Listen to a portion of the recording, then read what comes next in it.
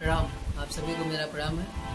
आज काफ़ी दिनों बाद पवन भैया का बहुत ही एक प्यारा गीत आप सभी के बीच लाया हूँ। 2 लाइन सुनाऊंगा, उम्मीद है आपको अच्छा लगेगा। अखियाँ तो जागे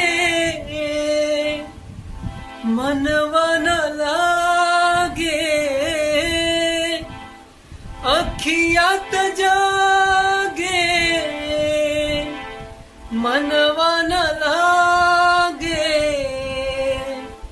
तोहर बिन कथा रानी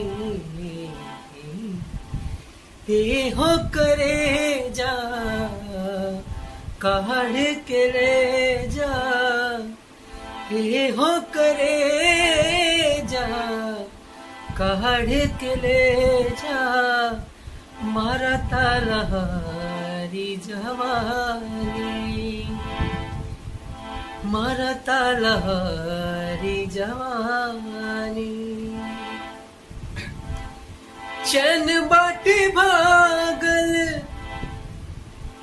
भैल बानी पागल, प्यार के रोग जब से तो हंसे लागल, चैन बाटे भागल भैल बानी पागल, प्यार के रोग जब से तो हंसे लागल, दुनिया के सोझा जान हमर हो जा, दुनिया के सोझा जान हमर हो जा, हो जाए दब मन मानी,